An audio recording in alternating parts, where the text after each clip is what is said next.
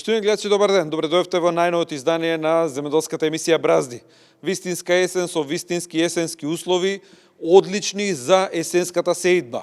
Во тек се подготовките, некаде веќе имаат земјоделците посејано. Онаму каде што порано ги фатија тие рокови за сеидба, овие дождови ќе бидат и текако добре дојдени за да има доволно влага, за да поникне, да има добро поникнување и да влезе подготвена есенските жита, да влезат подготвени во презимувањето, во фаза на презимување. Оние пак кои што немаат завршено со есенската сеидба, со овие дождови се создаваат како ретко досега идеални услови за доброорање, добра подготовка на нивите. Изминатите години заради климатскиве промени имавме често сушна есен кога и немаше дождови, па мора да се сее на суво, да се ора, да не може да се подготвува. Но ова есен, ако ништо друго, барем временските услови се наклонети на земјоделците за да имаме квалитетна есенска сеидба. Каков ќе биде мотивот кај земјоделците за да ја завршат есенската сеидба со ниските откупни цени со кои што поминаа годинава, допрва ќе видиме, но сепак тука се субвенциите кои на некој начин ја пеглаат таа разлика за да остане денар-два за земјоделците за да не да работат со загуба. Ќе следиме есенската сеидба и понатаму, и во денешната емисија главна тема ќе ни биде есенската сеидба, а кога сме кај климатските промени, кај временските услови, ќе позборуваме и за пчеларството, но од аспект на климатските промени. До таму е лошо состојбата со климатските промени и се одразува во пчеларството, што во високите планински делови каде што имаат пчеларите своји пчеларници, имаат проблеми со мечката. Мечката, бидејќи нема доволно храна во природата заради неповолната пролет, каде што се измрзна, почнала по селата да се симнува каде што никогаш порано не ја ни имало и да прави проблеми по пчеларниците. Таков еден пример пренесуваме од село Осломе и Кичевско, каде што буквално пчелата си се шетала, ги искршила сите сандаци, со малите мечиња си јаделе мед и таму штетите се огромни. Мора нешто да се преземе, пчеларите алармираат и укажуваат дека мора да се преземат мерки да бидат и тие на некој начин заштитени. Тука се и стручните совети поврзани и со есенската сеидба и со превентивната заштита во градинарството, така бидете со нас. Почнуваме по првата рубрика, тоа се агровестите.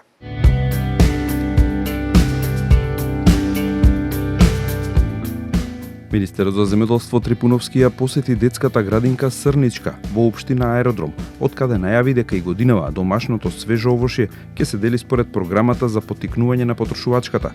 Согласно оваа програма, околу 38.000 деца од сите градинки во држава ќе добиваат домашно и квалитетно овошје. За оваа намена предвидени се 40 милиони денари за набавка на околу 880.000 килограми домашно овошје. Во текот на 3 месеци секој дете ќе добива 1 килограм овошје неделно, односно по 2 вида овошје неделно кој ќе се конзумира во градинките како дел од дневната ужинка. За прв пат се предвидени и количини на овошје од органско потекло, што представува дополнителен квалитет во исхраната на децата.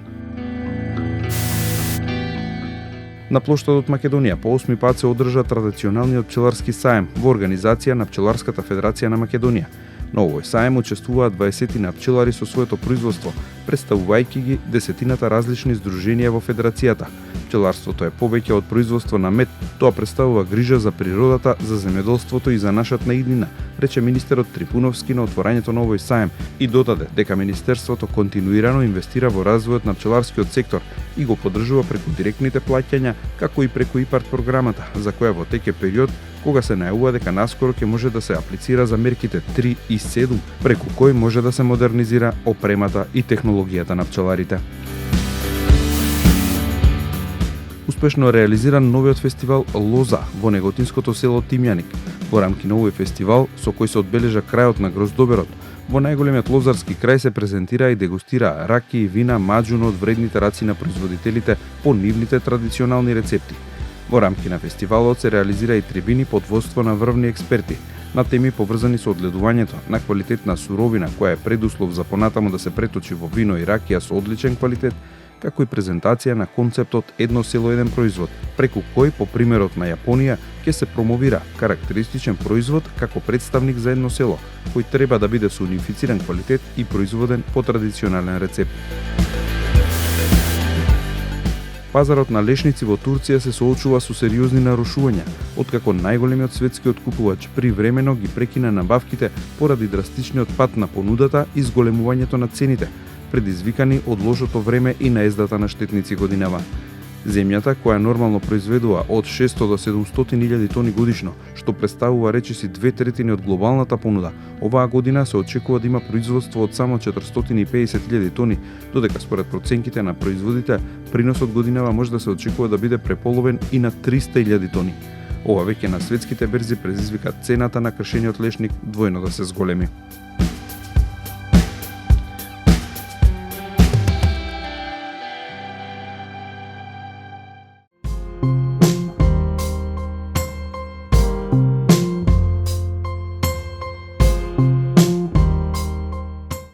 Главната тема за денешната емисија ни е есенската сеидба. Во Прилепскиот регион, Прилепско поле, каде што има доста ниви, каде што има доста поджитарици кои што се сеат, ги посетивме да видиме како течат подготовките, па и во некои региони најдовме и завршено веќе ниви со есенска сеидба посеани. Состојбата е различна, но сите се сложуваат дека оваа есен имаме идеални услови за квалитетна подготовка за есенската сеидба. На прагот сме на есенската сеидба, едно од најзначајните работи во земјоделството.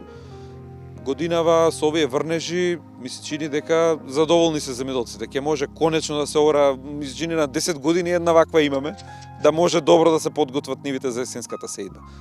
Почнавте на дел од нивите, што велат првите плугови, како оди работа?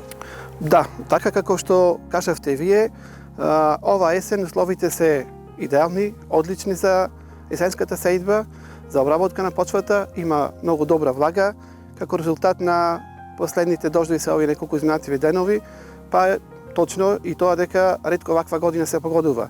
За сега условите се одлични, како што кажавме, сеидбата е некаде на самиот почеток, зависи во кој дел од државата.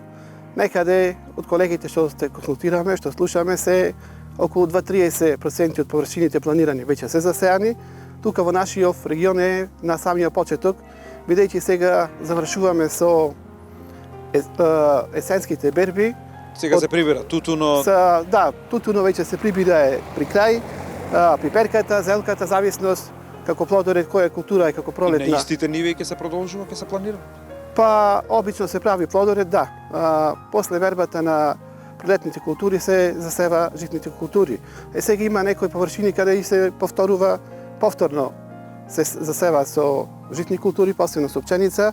Тука нормално треба да се стави повеќе ѓубре.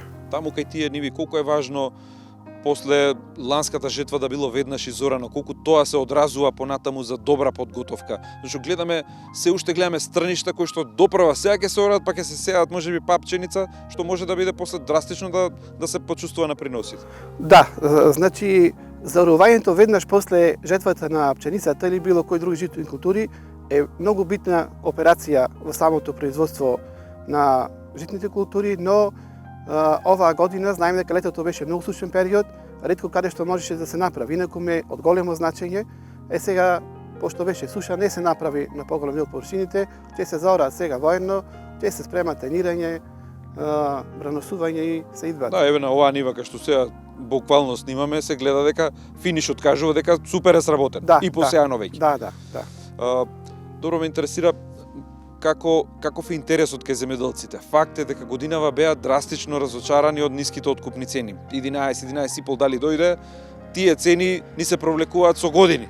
Сето тоа влијае кога ќе треба да се сее, кога ќе треба да се прават математиките, дали да се посее, многу влијае. Какви се сега трошоците, колку е да речеме ѓубрето, колку е семенскиот материјал и колку ќе влијае на интересот на земјоделците пак да сеат пченица.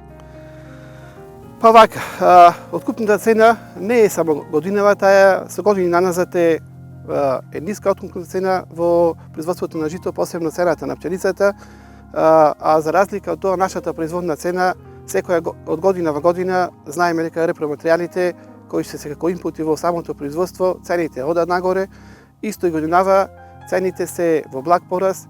Например, ѓубривата кои се користа како есенски ѓубрива се околу 40 денари по килограм, што значи 50 килограми би дошло околу 2000 денари. Сертифицираниот семенски материјал како пченицата, јачменот и 30 за 2-3 денари поскапи од лани, што значи ние обично пак тие истите земјоделци што ја работат, земјата површината И ова година како по традиција, како по навик. традиција, да, и ова година веќе ќе ја засејат и мислиме, се надеваме дека до година ќе имаме подобра цена. Ние живееме земјоделците со надеж. Првен да завршиме нашето, па другото од небото и на крајот цената. Го ги спомна трошоците малку, ќе се здржиме. Ако е 2000 денари вреќе ѓубре од 50 кила, колку фрлате на хектар? Колкави се трошоците? Колку семенски материјал колку се троши? Па некаде Грубо да имаме представа. не е представа, него тоа ќе биде отприлика. Ќе го прецизираме. Ѓубривата ода некаде од 200 до 250 кг по хектар, зависи од кое ѓубриво, зависи ако имаш претходно направена анализа штобара и почвата. Така. Исто така и семината во зависност од сортите, сега имаме сорти каде што се оди со помалку сертифициран семенски материјал, а има и со повеќе, некаде некоја средна количина било околу 200-230 кг по хектар. 200 по 30 денари се гледа одма. Па 30 се не се ни 30, и над 30 се. Поевтините, има и до 36 и 7, зависи кое семе. Така. Ајде, ако се тоа трошоците, приходите, кога би ги погледнале приходите на еден земјоделец, тие 11 денари се навистина малку. Далеку од сите пресметки, од сите реални математики, дека таа цена може да ги покрие трошоците и дека ќе имате некаква заработка. Единствено што останува за земјоделците можеби се субвенциите. Субвенциите сведени во пари од сите аспекти што ги зимате и по површина и по семенски материјал, би ги свеле на 6-6,5 денари, еве грубо да ги кажеме. Може ли да се каже дека тие денар-два е борбата, ако успеете да ги задржите од килограм, да имате заработка, за тие е битката на крајот? Да, значи 11 денари откупна цена е многу ниска цена. Нашата производна цена некаде на пченицата е околу 15 денари со овие сите трошоци кои ги правиме ние и сите операции. Сега тука ние секогаш кажувам и сега ќе кажам еве дека компензираме со субвенциите. Ако не е поддршката од државата, земјоделството ќе замре. Значи ние цело време покриваме трошокот со субвенциите и еве да заработиме по денар-два по килограм. Со надеж дека година ќе имаме повисок принос, многу битен е приносот, да имаме повисок принос и да имаме денар-два повисока цена. И тука исто со години на нас се провлекува еден друг проблем, ние немаме во производството на пченица, во житните култури воопшто немаме договорно производство. И на некој начин сме цело време во неизвестност до самата жетва. Првин, каков принос имаме и после која цена ќе биде. Па и милничарите у време на жетва тактизираат, до последно не кажуваат откупни цени, па немате време тогаш да тактизирате многу, нема секој можност да го складира, па да чека. Па обично ние секоја година се натегаме ден пред жетва за цената. Едни горе, други долу и некако да дојдеме до некоја така по-добра цена, да можеме да обстанеме ние првен, па после да почнеме да заработиме нешто. Добро, најавите дека ќе се прави пресметка на производната цена со додадено 25% заработка, со тоа дека ќе биде минимална некоја загарантирана цена, може ли кога државата потврсто би застанала за тој систем на пресметки, може ли да го врати интересот? Ние имаме се уште многу површини кои што не остануваат неискористени во текот на годината, барем пченица да ги седи.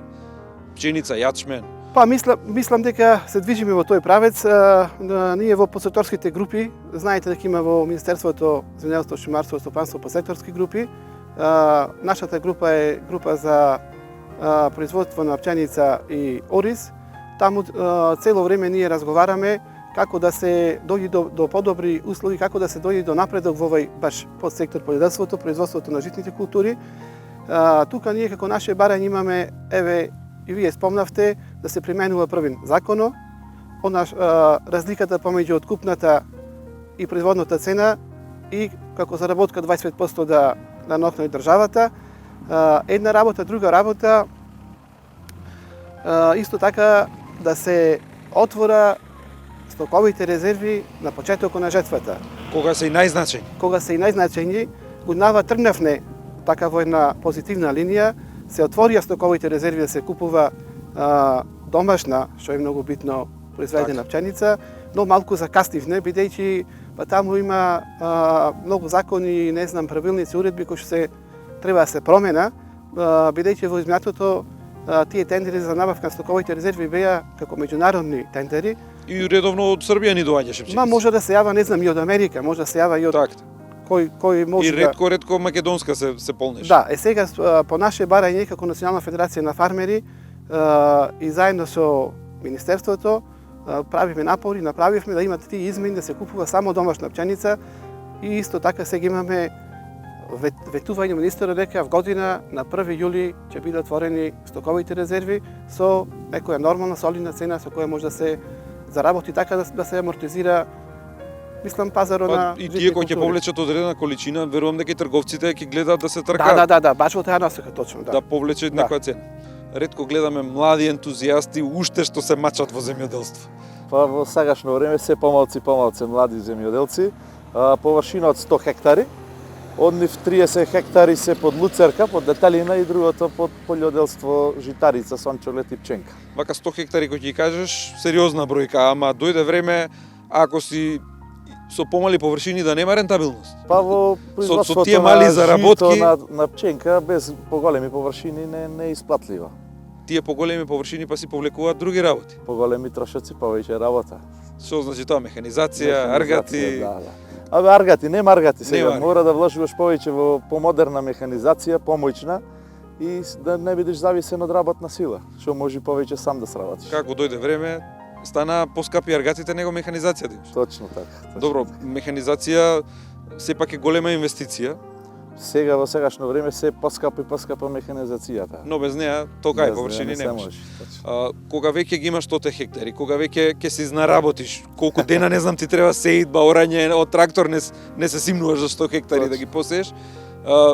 Како гледаш на откупните цени годинава, низ годиниве, некако се едни исти откупни цени, се помалце гледам мотив кај земјоделците, порано со љубов иде на нива, сега некако со грудка во срце. Точно, таа е причината, значи години наназад 20 години се движиме 9, 10, 11 денари. Сега малце годинава со подобра надеж ќе настапиме со сеидбата со законот за стоковите резерви, веќе за наредна сезона ќе биде на време на мерка. Сега годинава е закаснато. Така. Се надеваме на подобра цена. Како се движат трошоците? Се расте во животните трошоци растат и трошоците за ѓубрива, за семенски материјал. Ти кога ќе треба да отидеш, кај тебе огромни цифри се во прашање при набавка. Точно така е. Па и годинава имаме мал пораст на цените на ѓубривата и на семината, негде околу по 2 денари по килограм е поскапено се. А нашето производство стагнира со цената стандард. Така.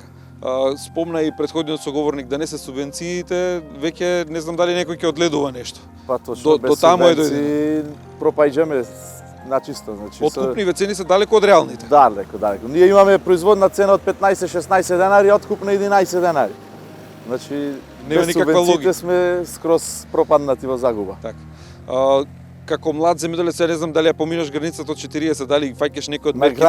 На граница фаќаш некој од мерките, имаш нешто до сега искористено од тие мерки? Имаме, да, секако. Треба ли повеќе да се заангажира државата и на други, да се дава млади, зашто како ние немаме веќе работна сила стари, а камоли млади? Точно, и на млади и на стари. Помошта да добре дојде на кесите, мора државата да помага, инаку не може да има производство. Еве само да го земеме примерот со млекото. Се помалку имаме крави и млеко, тоа е се одлика на тоа што како ни стареат сточарите, се откажуваат млади. Точно. Млади како крави старите генерации завршува сточарството изумира, одма се започва. Млади ретко сточарство, ај вака по ниви соорање нешто ќе најдеме, ама сточарство ретко кој се зафаќа. Рачна работа никој не чисти. Тоа што е модерно механизирано може нешто да се работи, а тоа што е примитивно се уште никој нече да го работи. Добро, ма за да осовремениш до тој степен механизацијата, сепак ќе треба многу поголеми финансиски помоши. Точно. Сами не верувам со овие откупни цени дека ќе може да инвестираш. Тоа е помош од државата, без помош од државата не можеш да се модернизираш.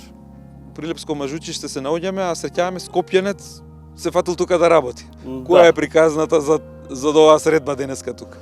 Па денеска сум тука поради престојнава сезона, сеидба на жито. Да се погоди ова дошче убаво заорање да се искористи. Да, баш се идеално време за oraње, за сеење и тоа цело спремање за сеидба на жито.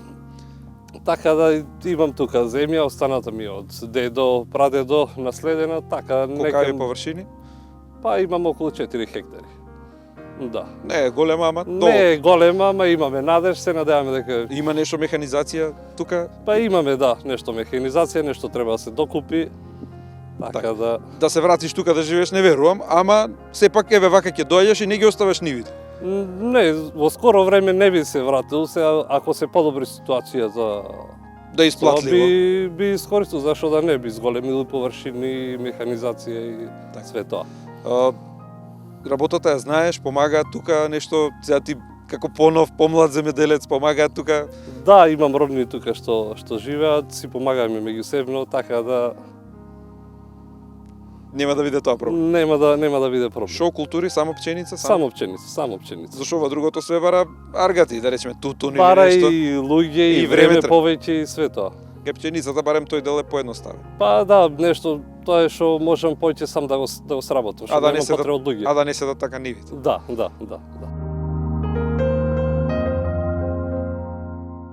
Минути предвидени за блокот стручни совети, во нив акцент ставаме на изборот на семејски материјал за тековната есенска сеидба, но и за превентивната заштита во градинарството.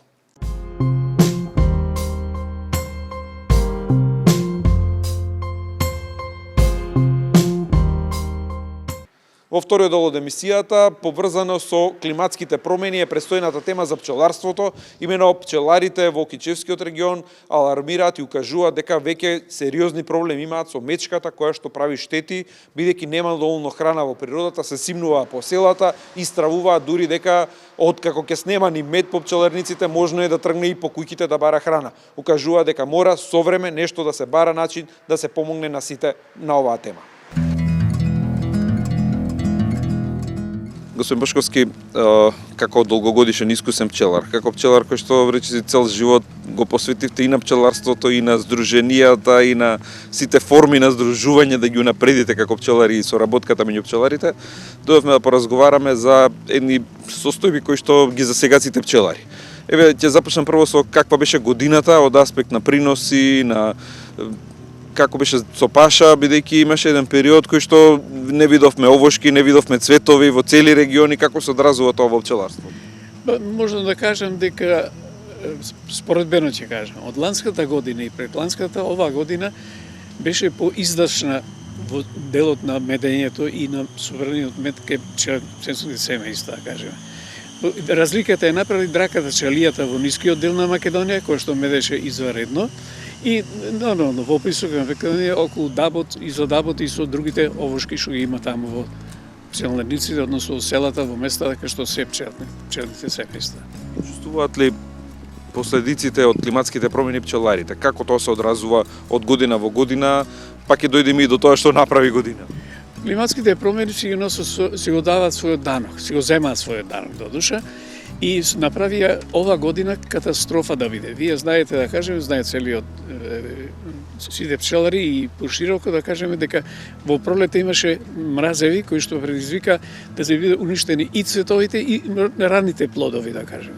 Од тука и дојде еден проблем кој што и на пчелите го осетија и немаше доволно цветови од една страна, од друга страна тоа што беше како плод беше уништено заради тоа што измрза заради младоста на плодот, да кажеме, и од тука очекуваме дека ќе биде катастрофална како минатата година. Меѓутоа драката чалијата даде она што даде и на крај извади ситуација, даде товари, претовари таму кај што имаше пчели кај драката кај чалијата, ама тоа е во ниска Македонија и источна Македонија. Западна Македонија нема драка, видите, нема варовик земја, таму не успева тој трн, тоа растение, и од тој дел, да кажеме, спаси ситуација во Западна Македонија и во Источна Македонија, во висините Дабот, кој што медеше на листот, а не на желат, зашто и желатот го немаше.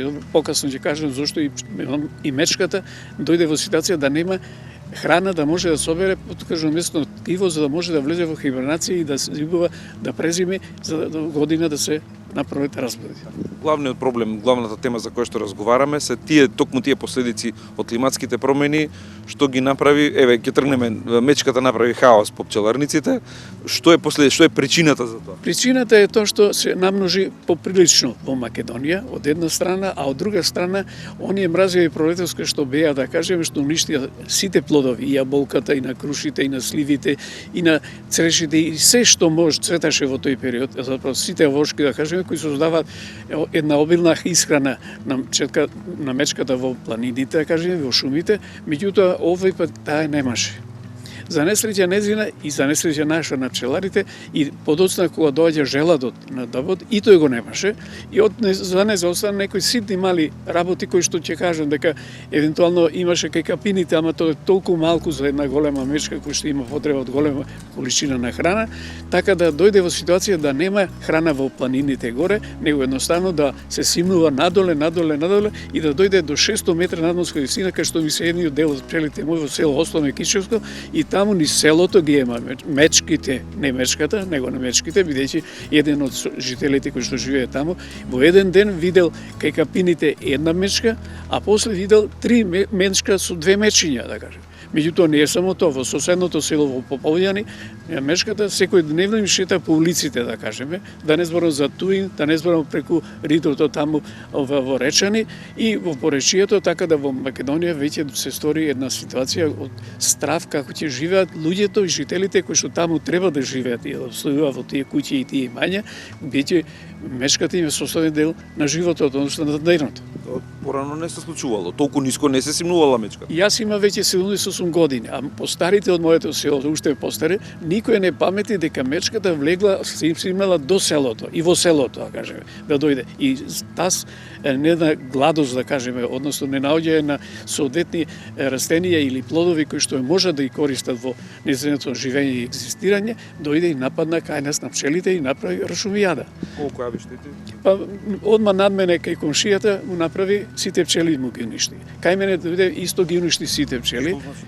Се кажам сега, кај мене се 32 со кои што беа активни, кои што беа живи, кои што има мед внатре, и тоа многу големи количини, зашто кажав дека давот мезеше, кажеме, а од друга страна, да кажеме, имам и сандаци кои што се празни без пчели од пред 2 години кога имавме голем помор на пчелите заради тоа што немаше полен, знаете, овие нагли температурни промени и високата температура штетно делува на поленот, и имавме загуби цела Македонија и сите овие држави кои што се нови напоредници во светот, и Калифорнија, во Америка, да кажеме, кај што науката има пари, државата може да инвестира, испита и најдува дека поморот на пчелите е причината зашто во тој период на овие напоредници на земјата нема полен, или ако има, не е квалитетен. И од тој аспект, да кажеме, ние имаме и такви пчелни семејства кои што нема пчели, и тие се изурнати, и тие се искршени, да кажеме. Барала сегде не може да најде. Додуша, големата мечка знае по мирисот да осети кај има мед, кај има полен и кај има легло, зашто го сака и тоа многу го сака од пчелите, младите пчели, оние што се уште во кутичката, да кажем, ларвите, зашто таму има млеч. Знае она, повеќе и од нас знае, да кажеме. Ама малите не знаат тоа и ги учела како да прават, како да урнуват. Русе, кај мене, дојдете и ќе мислите дека некоја атомска бомба залутала и паднала баш кај пчеларникот кај мене, да кажем. Кој е апелот сега? Кој е барањето? Што треба сега институциите направат? Тие се тие што ја направија, нели, да биде заштитена мечка? Па мечката беше заштитена заедно со волкот. Знаете, вие пред неколку години собрание помина тој закон, меѓутоа после по иницијатива на овчарите, на стадата, на она што значи фела во тој дел, да кажем, што работи, кога видел дека волкот е заштитен, не може да се борат против него со оружје, да кажеме, дојде до симнување на таа мерка, односно бришење на волкот. Мислам дека време е овие, да кажем, климатски промени допринесува мечката да се симне ниско, да влезе во пчеларниците, не само пчелите и пчеларите, него и луѓето што живеат во тие места се осеќаат несигурни. Не може да излезе натор од куќите. А таа и во куќите ќе влезе ако дојде толку да биде гладна. Да се бидеме искрени, кажем. Треба проактивно да се размислува како да се излезе во пресед на сите овие кои што се загрозени од мечката. Да се држи под контрола некој. Да, или ќе се намали бројот на мечките, да кажеме, или ќе се направи некој резерват, било во Западна Македонија или Источна, или на двете места, да кажеме, да биде тоа заградено, па ќе ни помогне тој и во привлекување на туристи, да кажем, ќе доаѓа да ја гледа мечката во живо, таа ќе биде пак слободна, заградена се разбира во големи површини, се разбира исто така, порно таа да биде така, него сега луѓето затворени да бидат дома, па правиме мечката слободна, луѓето затворени дома да со тие да бидат слободни да се движат во своите имања. Како предвидува законот, процедурите, бидејќи е заштитена, ви следува некакво обештетување, трновите малце патот до тоа, има фајде од тоа или штетата не може никој да ја надокнади до толку? Па и така е ситуацијата, треба прво да се отиде во полиција, да се пријави, за да дојде полицијата да констатира дека е направена штета, да кажеме, да се оди во инспекцијата во општината која припаѓа под земјоделие, знаете тоа да кажеме, и таму и тие да излезат на лице место, да направат записници, па после од тука натака се оди на едно, така да речем, помирување или договарање со Министерството, кое што не успеавме, иако бев председател на Сојузот, да кажем, со господин Коњановски разговаравме околу таа тема тука да се реши, да не оди по судови, зашто големи се трошоците и оптеретување на судовите без потреба. Тоа е штета која што е евидентна, нивни органи на Министерството за земјоделие го констатираат инспектори, да кажеме. Меѓутоа се дојде баре до тоа ниво, да кажеме, тогаш и беше договорено да се земат просек на одштетите што се дава во судовите, да кажем, и да им се понуди на пчеларите да не се оди во судот. Меѓутоа овде ќе мора да се оди, најверојатно се во судот, бидејќи тоа не се престочи во законска одредба, да кажеме. Се стасува до некоја си надокната, да кажеме, и тоа штетите се поголеми, да бидеме искрени, да кажеме. Медов внатре што остана кај пчелите за да презимуваат беше со големи количини. Замина, да кажеме. Пчелите замина, сандаците замина. Субвенциите, одма ние сме должни, и јас и отидов како добар човек, да кажеме, кој што користи субвенции, отидов во Агенцијата за храна да им пријава, да видат дека имам штета и дека ги бришам од субвенции. Барање за нив не барам субвенции, што е нормално. Со други зборови, таа постапка треба да се можда и поедностави, и треба да се поедностави, бидејќи без потреба ги оптеретуваме судовите, да кажеме. Меѓутоа, тоа е тоа сега, што се однесува до тоа. Меѓутоа, за мене идејата ми е да кажеме да државата излезе од оваа ситуација и најде некој најсоодветно прикладно решение кој ќе ќе допринесе мечката да постои, да ја има, ама да не прави штета. Галичник видовме пример со електрични огради, се бранат, тоа да се субвенционира помага? Не се покажа како идеално решение, ќе ви кажа што сега прават пчеларите, што прави миние во Осломе и моје, да кажеме, соседите долу кај што влезе мечката и само едно семејство им уништи, а другите не им уништи, и ја зборе со нив, да кажеме, наоѓаме некој излезно решение, оти таа постојано иде. Сега секој ден иде. Секоја ноќ до душа иде и оградата што е поставена и кај мене ограда со жица, со столбови железни, да кажеме, не е дрвени, да кажеме. Меѓутоа таа не го поштува, таа голема сила што не го поштува тоа, со едната нога само удира и тоа го кине, да кажеме. Каква ограда ниједна. И она што викаме ние овчар, односно со струја не важи за гладна мечка. Она удира со раката, додека ја осети, тоа веќе е рушила оградата и влегла натре со земечиња, да кажем. Воопшто не представува препрека за нејзе, да кажем. Тоа него единствено би требало да помени, да кажем, да се пак мисли кое решение е најприкладно.